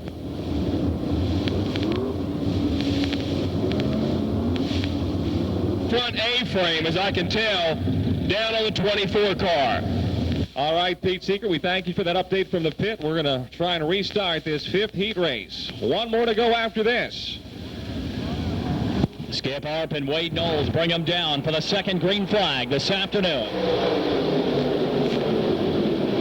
Bill Hall, that H7, I have to believe he may have done some damage to that car when he made contact with Denny Chamberlain before the race, because he's been all over the track, and Gary Stuhler's able to get by him again down the back straightaway. And Tim Hitt is all over the inside of that Phil Hall machine, and he is really working him hard trying to move up in the order. Arp leads, Wade Knowles is 2nd, and Denny Chamberlain 3rd. Then Paul Davis, Steve Baker, and Gary Stuhler. Hitt able to get by Hall into turn number 1. We'll take it back to the 7th position, although it's not a transfer spot, but Phil Hall definitely has problems on that car. Hitt was able to get to the inside and move up 1 notch in the order, but what a good lead already for Skip Arp. And Skip Arp has been real fast of late, picked up a recent win down in Tennessee, was fast at the Pittsburgher last month, and is looking strong here. Was the fast qualifier earlier in the day before he lost that top spot as the afternoon went on, but was one of the fast timers. Tennessee driver remains number 1. Wade Knowles also with a good run in 2nd. Lost Creek, West Virginia's Denny Chamberlain right now in 3rd. Also, Arp has never made the Dirt Track World Championship, so this would be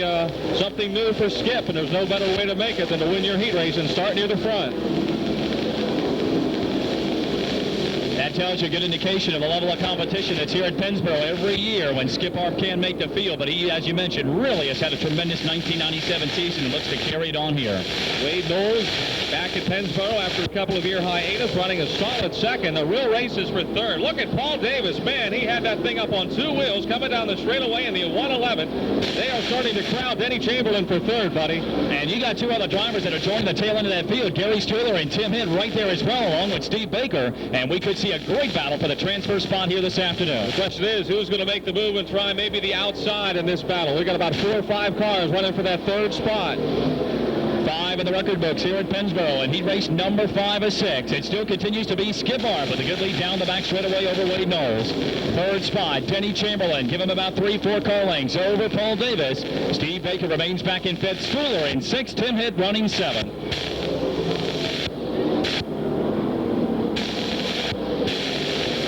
I just wonder if that right rear fender, now it looks like it's away from the tire. It's been up on the Chamberlain car. I just was wondering if it may have been rubbing that tire, but it looks like there's plenty of space between it and the tire. Davis made a challenge not too long ago. Trouble, meanwhile, in turn one, several back markers in the field spinning.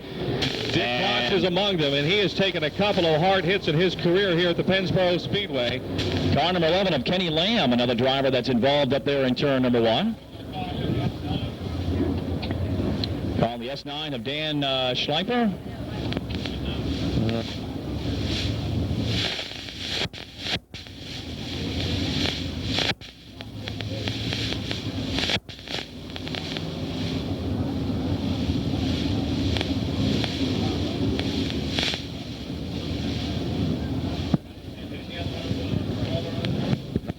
Dick Potts in the 92 from Morocco, Indiana.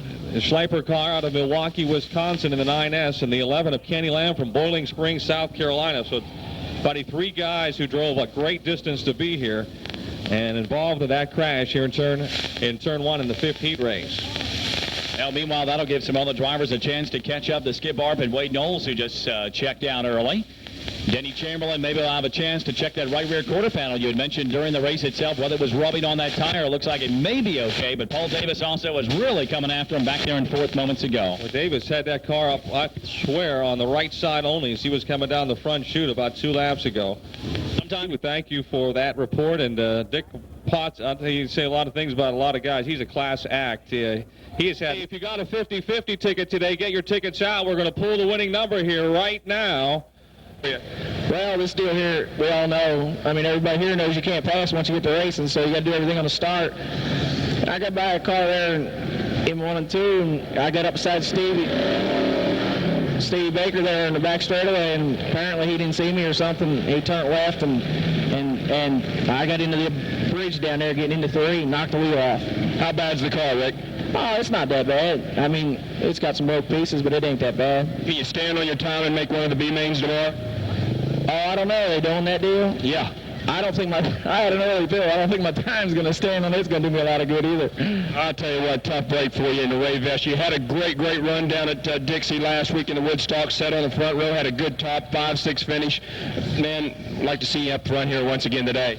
Well, you know, maybe they'll learn something one of these days here. They need to hot lap a couple groups before they qualify.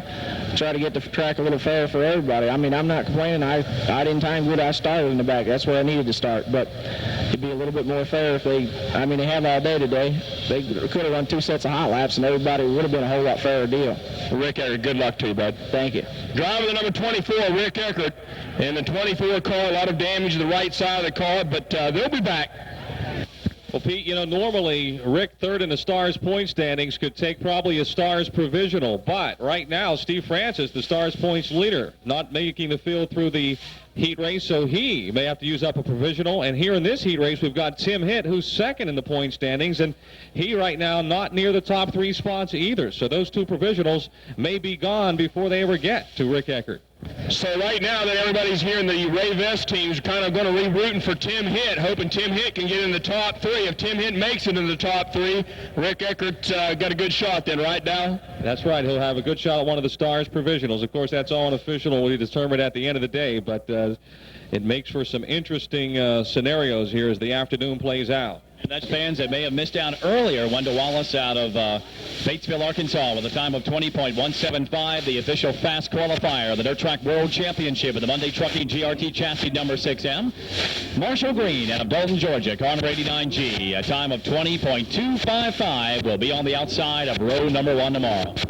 It's got to be a great feeling, buddy, like you said, Wendell Wallace and Marshall Green, to know they don't have to worry about the pressure of making a mistake or having a mechanical failure in a heat race. Keep them out of the Dirt Track World Championship. They are already in the front row. I mean, that has got to be a great relief coming here tomorrow. Huge weight off the shoulders, and we look to see whether we can get back to green flag racing here momentarily. The weight is on some other shoulders right now to try and qualify, and it looks like we'll get that one to go sign this time. 14 laps remaining in this 5th heat race. 14 laps remaining. Still a long way to go.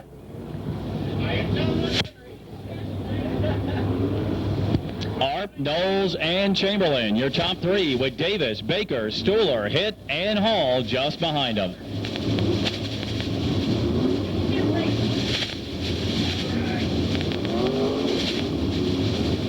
gas, and the green is out. Harp gets a good jump on Wade Knowles as he enters into turn number 3 and 4, and now Knowles slips a little but holds on to second. Chamberlain was looking for that spot. Paul Davis 4th, Steve Baker 5th, Gary Stuhler 6th as they race into turn number 1. Oh, Davis and Baker make contact, and here comes Stuhler. Great move for Gary Stuhler. That is what he does best. Mr. Smooth takes 2 spots down the back straightaway. Steve Baker will follow him into the 5th spot. Stuhler now up to 4th. He'll be the man at the point to put the pressure on Denny Chamberlain for the transfer spot. Stuhler right there on Chamberlain's back end as they race off a 2 down the back straightaway. Skip Harp pulling away, and Knowles safely in second. Stuhler showing some horses, staying right there with Chamberlain as Steve Baker in the 84 tries to rebound and get one of the spots that he lost back. The Barnhouse in the pits in car 59 with 8 laps complete now, 8 down. And there goes Chamberlain, slipping just a little, but Stuhler was not set up to take advantage of it for the time being. He'll stay back in 4th. 5th spot still going to Baker. 6th to Davis. 7th to Hitt. 8th spot right now to Chubb Frank. 9th to Phil Hall, and Sean Holliday rounds out the top 10. It almost looked like Chamberlain was going to get just a little too high in 1 and 2 that last lap. Let's see what happens this time. He's trying to hug that inside rail and hold on to 3rd. Gary Stuhler in striking distance in 4. Absolutely no room for error on the part of Denny Chamberlain. He knows one of the best in the business is on that rear quarter panel and is just waiting for a tiny slip through these turns. Halfway, 10 laps to go. Skip Harp, Wade Knowles, Denny Chamberlain trying to hold on to that 3rd and final transfer spot. I tell you, Chamberlain is running just high enough where it's got to be tempting for Stuhler to try and see if he can get that car underneath, but his car is not working as well as he would like it to, and he remains back there in 4th spot. And he's got to watch because right behind him is the 84 Steve Baker, so if he gambles and it doesn't work, he could lose a spot. Indeed he will as they come back to the stripe for lap number 11. It's all Skip Harp and Wade Knowles here in the 5th qualifier this afternoon. Chamberlain again going a little high. Stuhler taking the peak, but they remain 3rd and 4th in that order. No doubt about your leader, Skip Harp, continues to pull away here. Got the field covered, and Wade Knowles by himself in 2nd. And the freight train develops from 3rd on back, led by Denny Chamberlain, Gary Stuhler, Steve Baker, Paul Davis, Tim Hitt, and Chubb Frank in that 1-star machine. He got around Phil Hall in the latest race star, but still a long way to go for the driver to Sugar Grove, Pennsylvania. Chamberlain, Stuhler, and Baker, 1, 2, 3 off of 4. In that 3rd, 4th, and 5th spot.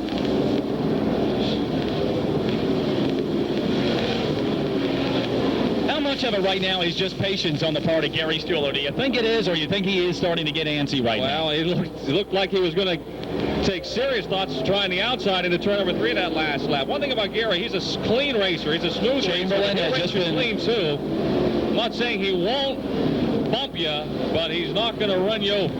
No, indeed. Chamberlain running a very good line through the turns, and Stuhler now sees his opportunity. Down to the inside for 3rd. Well, he did it the clean way, no doubt about that. He worked him high, he worked him low, coming off the 2nd turns. Baker slips, and he shuts the door, though, on Davis. Look out, contact here off of 4. And down, I think Stuhler's crew just knocked the roof off the top of the trailer as he went down to turn number 3. They were jumping up and down for joy as he's got a transfer spot. Well, Gary started this race in the, 8th spot, and he's now 3rd. He's probably improved the most of anyone here this afternoon in the qualifying heats. Whale of a run for the Greencastle, Pennsylvania drivers. They come back for lap 16. 4 circuits to go. Still all Skip Harp as he pulls off turn number 2.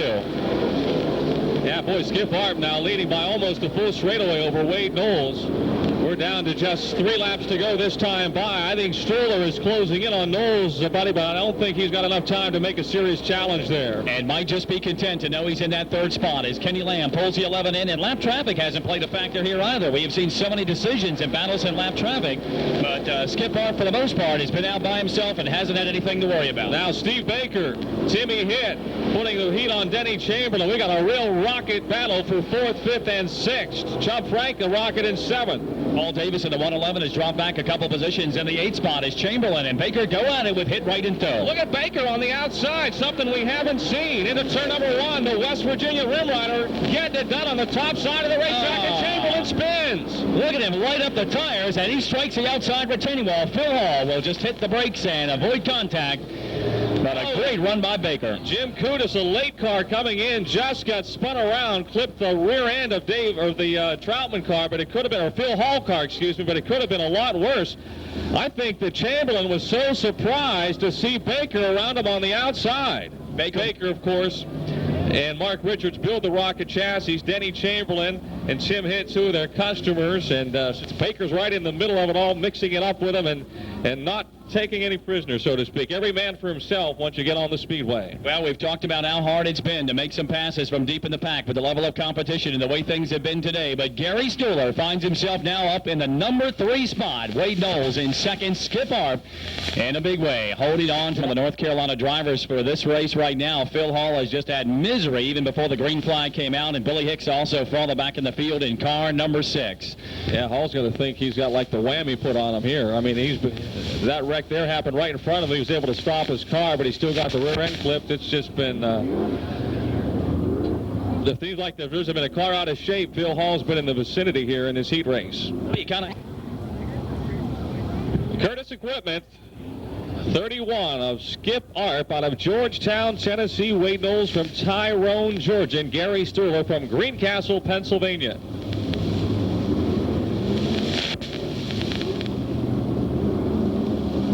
Pennsylvania with Steve Baker, West Virginia's Tim Hitt back there in the 4th and 5th positions. 2-lap shootout. We'll see whether Baker, he made the move around Chamberlain, knowing that Stuhler was checking out back there in 3rd. Let's see if he's got anything here on the restart. They are back on the gas. The 2-lap shootout is underway. It'll be Arp bringing them back down to the stripe, and another great start for the driver of George number 31. Clouds setting in here as the afternoon progresses. And now they've been aided by the cloud cover here today as far as the sun hitting them on the back straightaway. We haven't seen that. It looked like we were going to get it early when it started, but that's gone back behind the clouds as we get the white flag. You're right. The glare has not been a problem. One more lap with Skip Arp, just dominant, pulling away quickly. Wade Knowles still second. Stuhler right there behind him in 3rd, and a crash. And guess who? Phil Hall is involved, along with the S9 car, the sleeper car out of Milwaukee. Well, now Phil's got damage to the backside of that H7 machine as well. And just a tough break for the Tobacco Special of Mount Airy, North Carolina. It looks like he'll have to get the hook here on the front straightaway. And, well, it just gives a couple of the drivers one last crack at getting around Gary Stuhler and maybe one more charge. But Skip Arp, I don't think anybody's going to get him. He has been awesome on restarts. Yeah, he just has got the field covered right now. The Tobacco Special H7 of Phil Hall has been hit at about every corner in this heat race.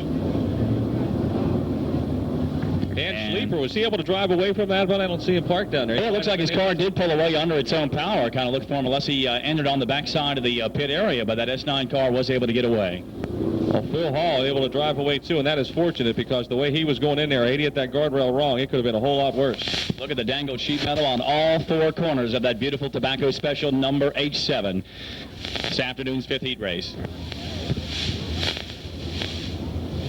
Folks, we've got a special announcement for those of you who are staying on the Speedway grounds tonight. For those of you who are staying on the Speedway grounds this evening, no four-wheeling is permitted in the Mount Carmel Cemetery on the hill behind the racetrack. No four-wheeling is permitted in the Mount Carmel Cemetery on the hill behind the racetrack. There was some damage done to some tombstones there last night, and police will be patrolling this evening. So those of you staying on the Speedway grounds, do not go four-wheeling in the Mount Carmel Cemetery. Police will be patrolling there this evening. Down.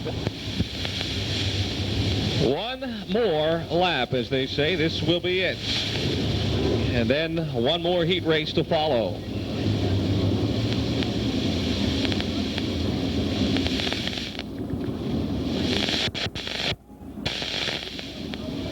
Well, if Arp wants to be sharp, this is where you need it to be. He has been so sharp on those restarts down the back straightaway. Knowles in the 66 will try to stay with him, but Stuhler is the one to watch out for. But Baker and Hitt challenging, trying to get up there. Top 3 drivers get a good jump on the restart. Arp will lead us back for the white flag, or I should say green coming back. Green and white. Next will be checkered. Everyone, your leaders anyway, get off the second turn in the same order they went in. No changes up front as they come to the checkered flag. Stuhler stuck with Knowles that time and was able to open up some breathing room between himself and the rest of the field. Off the fourth turn, 15th race win will go to Skip Arp over Wade Knowles and Gary Stuhler. Baker hit, Frank, Paul Davis. Our next in line, then Sean Holiday and Andy Bond. Well, he had the top qualifying time for a portion of the afternoon until Wendell Wallace stole it away from him and held on for the remaining balance of the day. But a great run earlier today of 20.331 for the Georgetown, Tennessee driver. Having a great season on the Have a Tampa Late Model Series for 1997. He'll be working his way down into the pit area, taking the victory in the 5th qualifier this afternoon from Georgetown, Tennessee, the 31 of Skip Arp. Coming home in second. It's been a few years since he's been back to the Dirt Track World Championship in car number 66 from Tyrone, Georgia, Wade Knowles. And starting 8th and coming home 3rd, qualifying the Duron Paints 19 from Greencastle, Pennsylvania, Gary Stuhler. As we mentioned, he probably made the most progression of anyone here this afternoon in the qualifying, coming from 8th to 3rd. The positions have been hard to come by here this afternoon. And Pete Secret, as we were talking, the bad luck continues for Rick Eckert because with Tim Hitt not getting in, he'll probably take that provisional, the second one, I would assume, along with Francis. Well, you're absolutely right, Dow, and as they bring the car of Skip Arp up onto the scales, man, I tell you, he looked bad fast in that qualifying heat race. The car just seemed to hook up as he exited turn 4 each time, just pulling that left front tire off the ground each and every lap. I tell you what, Skip, good run, buddy. I tell you what, you look absolutely awesome out there. Car seemed to be working great.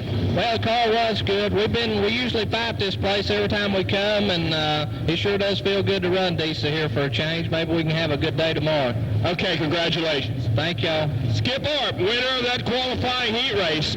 Second place finisher right now, Gary Stuhler. Gary had also a good run. Gary, you had to move up a couple positions. You did very cleanly, very smoothly. I tell you, passing is really at a limit out there. You seem to work real well in the 19 car. Well, I just got lucky when I restart. A couple guys slid up, and I just got to, like 4th, and I just kept working on Denny till he got a little looser getting over 2, and I got underneath of him. Congratulations, you're in the 17th Dirt Track World Championship once again. Thank you, we appreciate it. Gary Stuhler, the 19 car, he's ready to go for tomorrow. All right, buddy, we're ready for the final countdown, so to speak. Todd Andrews, Jeff Smith, Harold Redmond, Dale McDowell, Davey Johnson, Rex Ritchie, Mike Bennett, and Butch McGill, Bobby Burgess, Rodney Franklin, Joe Meadows, Don Groves, Rodney Combs, Bob Paz, Tony Ranieri, C.J. Rayburn, Dutch Davies, and Dale Smith. Still some quality late models in the 6th and final qualifier, and a lot of these drivers will have to pack it up and try again tomorrow. Which 3 will be the final 3 to transfer this afternoon? Andrews with a time of 20.368 seconds earlier today. The Duke Center, Pennsylvania driver leads him off turn 4. Green is out, and the race is on into turn number 1. Still a great battle. Jeff Smith really fought hard on the outside. McDowell gets caught on the top shelf this time. Yeah, McDowell was way up there off of 2. Ritchie sideways in front of him as they race down the back straightaway. Todd Andrews will win that battle over Jeff Smith, who also had a great qualifying run earlier today. He drops into 2nd as they come back for lap number 1. Davey Johnson now will with Dale McDowell to turn number 1. They run for 5th. McDowell holds him off into 2. And he continues to work him off that second turn. McDowell high, Johnson down low as he worked down the back chute. McDowell finally gets a little edge, but Johnson showing some horses. Todd Andrews opens up the lead in car number 42 over Jeff Smith and Harold Redmond. Great run for Redmond, the Charleston, West Virginia driver, holding on to the number 2 spot. It'll be Rex Ritchie starting 6th, running 4th right now, keeping that pressure, well, a little bit. 3 car lengths about that separation between 3rd and 4th. Rodney Franklin in the 01 coming in behind Davey Johnson, trying to join that battle for the 5th spot. Now the Virginia Leadfoot catches right up to that battle between McDowell and Johnson. We'll see what he can do with him now that he's caught him. Andrews, Smith, and Redmond with Rex Ritchie still 4th. Ritchie staying within striking distance of the 3rd place car. Fall the back looked like Franklin had a thought about going outside on Davey Johnson. He falls back in line, loses a few car lengths down the front straightaway here on lap number 4. But good lead for Todd Andrews. Completing lap 5 this time by a quarter of the way home in this 6th heat race. And we'll see if Harold Redmond can keep these West Virginia locals happy and hold on to that third and final transfer spot. Ritchie coming after him off of turn 4. 5 quick laps already in the record books in the 6th and final qualifier. It's a good half straightaway lead for Todd Andrews over Jeff Smith. Harold Redmond holding on. Joe Meadows spinning in turn 1, a left rear tire flat on the 33 of Joe Meadows. Caution is out. Another car spinning. Dale Smith spinning after the caution and already waved for Meadows. I tell you, it doesn't take much, Dal, when you see something happen in front of you, make an evasive maneuver to hit those brakes. That car goes right around. We've seen it a couple times this evening. The track has slickened off a bit since the sun has gone underneath the cloud cover. It looks like the track surface is a little slicker than it was early in the heat races. The lap times were a little faster. Oh, great run for Todd Andrews, building a great lead right off the bat, but now Jeff Smith will have a chance to re-tackle him on the restart. Andrews was 9th in 95, 18th last year. Those hadn't made the dirt track since 1989 until 1995. And Harold Redmond, here's a local driver who has made this race twice previously, but hasn't been in the starting field since 1990. And that was a 23rd place finish. The only other time he made it was 1986. And he is in the 3rd spot right now. You'll all remember about Harold Redmond last year with all that rain and all that mud. And we needed all the help we could to get the track run in. He was the first car that went on the racetrack to help run it in. I'll never forget that, and the fans gave him a standing ovation. Well, I tell you, he deserves it, and Harold Redmond is no slouch. He has been a Class Act driver. You open the racing papers up, victories in many tracks in the states of West Virginia and Ohio, and would really be good to see the 28-car qualify here this afternoon. Meadows has got the tire change and trying to rejoin the field. Andrews leads him off at turn 4 with Jeff Smith and Harold Redmond in tow. Rex Ritchie and Dale McDowell the top 5. Davey Johnson back in 6th, and Rodney Franklin a very tight 7th. Rodney Franklin looking kind of racy to me in that 7th spot in the 01. I don't know if he can come anywhere further forward, but he's certainly putting the pressure on Davey Johnson. For that caution, he took a look on the outside of Johnson going to the corner. He did the same thing right there, but it's just not there, and he loses a few car lengths in the process.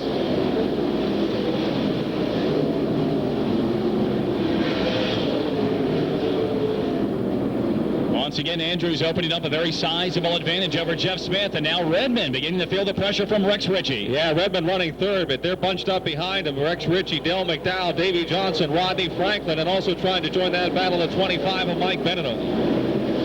Now you can see a few drivers beginning to raise those wheels. Notice Jeff Smith did it through turn 1 and 2, and Redmond did it coming off this corner moments ago, but Smith is hanging with Andrews a little bit better this time on this run of green flag racing. Caution is out. We got a crash in turn number 1 this time. 1 and 2, car into the outside retaining wall. It may be the OZ of Dale Smith.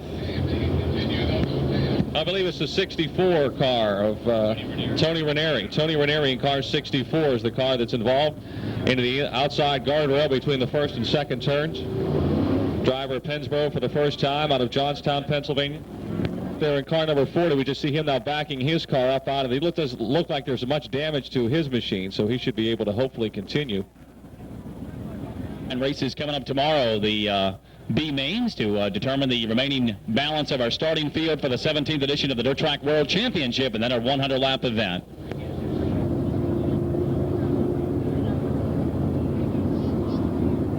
To myself, I didn't see what happened, but we thought if it took 2 tow trucks to get him off, and you can see some of the damage done to that car, and can Tony Ranieri come back tomorrow on a B main? That is going to be a huge question for he and his racing team. A lot of damage done. Look at that right front. Yeah, right rear ain't too pretty either. I'd say no, I don't think he will be back. There's probably some frame damage underneath there as well. It looks like he must have got up on that guardrail and went for a, Well, like you say, if you go up through those turns, you hit the brakes, it's just like hitting on glass. You're just going to go right up there. All you can do is just bear down and just grip it in the wheel as hard as you can and pray that the impact is not going to be that bad, and it wasn't good for Tony Ranieri. 13 laps to go. 7 are down. Redmond was as fast after that last caution as he had been earlier in the race. He's a little slow on the restart here. We'll see what happens. It's Andrews' turn to raise the wheels off the ground big time as he came down the front straightaway.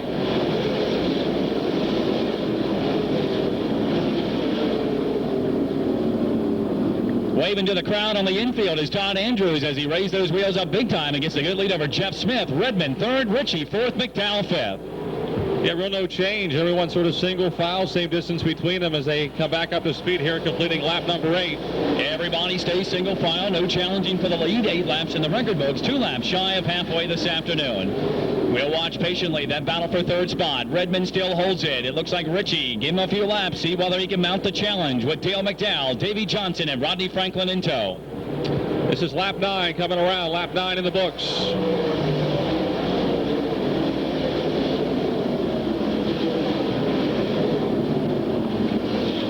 Well, no change as far as anything. Johnson is close to McDowell back there in the 5th and 6th spot. That's about it, but now that stretches out down the back chute. No challenging right now in the front 5, 6 spots.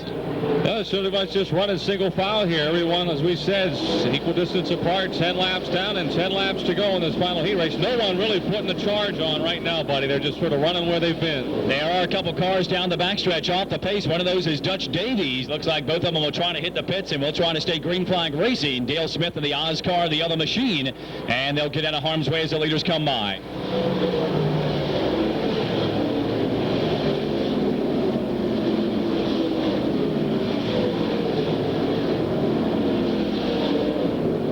Second half of this 6th and final heat race. Todd Andrews continuing to raise those wheels up as he comes off turn 4, but he strengthens the lead over Jeff Smith. Put the stopwatch on Andrews, see what kind of lap times he's turning here in his final heat race. That battle for third has not quite yet developed. Rex Ritchie looks like he is inching just a little bit closer to Harold Redmond, but he still has about a 3-car length advantage. McDowell remains 5th, Johnson 6th, Franklin 7th, Benedum back in 8th. 21.02 for Todd Andrews. So the track is not as fast as it had been earlier in the heat races. It has slowed up just a bit here. Right now, Todd Andrews continuing to stretch it out. 21.02 may not be that fast, but it's fast enough in this heat because you said he's pulling away. He'll bring it down off turn number 4, put lap number 14 in the record books with 6 to go. Smith and Redmond, the top 3 with Ritchie in tow.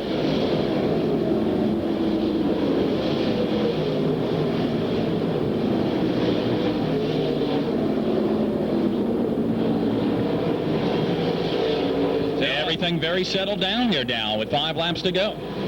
After some of the battles we saw the last couple of heats, this has been sort of uneventful. We're down, as you said, to less than 5.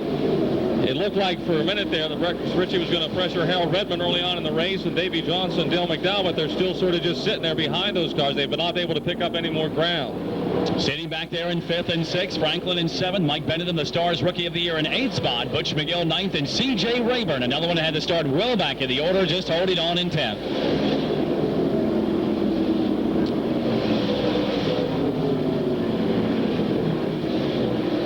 Groh still out on the racetrack back there in 11th position. 12th going to Bobby Burgess.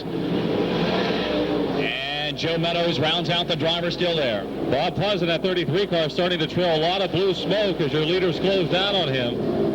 Well, it'll be interesting, you'll see, as it gets a little bit heavier down the backstretch. Joe Meadows is off the pace, and Puzz is smoke, and it used to get a little bit heavier as Andrews tries to get underneath of him in turn 4. Yeah, I don't know if Meadows is not going to make it to the pits. We got a caution. He comes to a stop on the inside of the back straightaway. Joe Meadows down in turn 3 now is back on the gas and will head to the pits for the second time in this heat race. Now, a pair of 33s not faring well here on lap number 18 as Joe Meadows brings out the caution and quickly puts that car into the pit area. Todd Andrews extremely concerned. That 33P of Bob Puzz putting out more and more smoke, and Andrews, you can see him really wanting to get around him as he came back to take the caution. I think Bob Puzz may be done. His crew's trying to signal him into the pit area. There's no chance of making the race with the way he's running in the back of the pack like that. They'd like him to save what's left of that motor. See?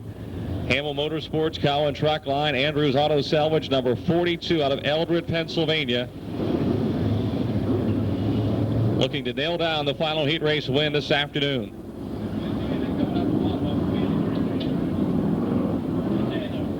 He'll tighten up off turn 4, possibly the final opportunity if we stay green for a few other drivers outside the transfer spot. So watch out for Rex Ritchie, Dale McDowell, Davey Johnson, their last crack at the top 3.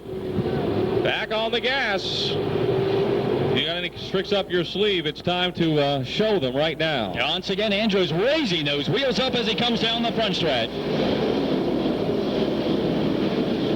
It amazes me, some guys, when they do that, they never lose what gap they have. It almost strengthens them. If the guy behind him has got all four wheels on the ground, it sometimes looks like it's an advantage for these guys. And he's just really hooked up. Todd Andrews with 2 more laps to go. He takes it back into turn number 1 and 2. Jeff Smith just a few car lengths back. Smith almost looked like he was going to lose it over in turn 1 and 2. Gathers it back in, but loses several precious seconds. Coming around with a white flag, buddy. Just 1 more lap to go in our final heat race of the afternoon. And Andrews just is trying to keep that car under control. He is 3-wheeling it off at turn number 4. Ritchie is there. Rex Ritchie right behind Harold Redmond in the battle for 3rd. Andrews smoking. There's smoke coming from underneath the 42. He might make it in the nick of time. I don't know if that's tire smoke or not. It was in the middle of the straightaway. Todd Andrews will win it. Jeff Smith 2nd, and Harold Redmond is in the Dirt Track World Championship, finishing 3rd. Well, I believe, Dow, that was a little bit more than tire smoke down those straightaways. You can see a noticeable trail of smoke from the Todd Andrews machine, but he is in. He is the latest driver to qualify in the Dirt Track World Championship. The driver hailing out of Duke Center, Pennsylvania, Todd Andrews, in car 42, wins a 3rd, make it 6th and final heat race this afternoon. A great qualifying run for Jeff Smith. And Harold Redmond comes home in 3rd. Looks like Wendell Wallace wants to bring the 6M. I think they're going to give Wendell Wallace and Marshall Green a couple of fast laps, or 2 fast timers, who, of course, are already into the front row for the running of the Dirt Track World Championship tomorrow. We'll get a couple of practice laps here this afternoon. Pete Secret's going to have a few words with Todd Andrews here once he makes the drive across the scales. That Ford-powered Bullet chassis. Thank you, Dow. Getting ready to talk to Todd Andrews. He's legal, pulls off the scales as our winner, the 6th and final qualifier of the afternoon. And an impressive win here. Got out in front and really stretched the real estate out between him and the 2nd place finisher, Jeff Smith. Car seemed to be working just great. I tell you, Todd, get a big smile on your face. You got to feel real good about the race car, the way it worked in that final heat race. Yeah, it was real good. Track actually picked up, I think, when the sun went down, and it got a little bit too tight, but, as long as we're out front, we're all right. Todd, you going to make very many changes in the race car over the night, or just wait and see what happens tomorrow and see what weather's like? That's what it really depends on a lot, is if the sun's out and the shade, we're just going to put it in the trailer and wait until tomorrow. Congratulations. Thanks a lot. Todd Andrews, our heat race winner, the 6th and final heat race. We'll talk with 2nd place finisher, Jeff Smith, as he pulls up.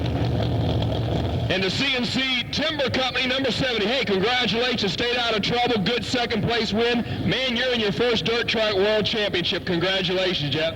Thank you. We appreciate it. We've been up here a couple of times trying to get in this show, and the team's really been coming together this year, and we're glad to be in it. Well, you started off the afternoon, good qualifying spot. You got in your heat race. You had a good starting spot. You took advantage of it. Car seemed to work great. Congratulations. Thank you. We appreciate it. Hey, Jeff Smith, he's in his first Dirt Track World Championship. He'll start tomorrow in a pretty good starting spot in the CNC Timber Company car. Talk with 3rd place finisher right now, Harold Redmond. Harold, back in there once again, man. You holding the state of West Virginia up, man. One of the few cars in there. Congratulations. Thank you. I want to thank all my people. I tell you what, good 3rd place finish. I tell you what, good luck tomorrow. Thank you. Harold Redmond, car number 28, finishing up 3rd.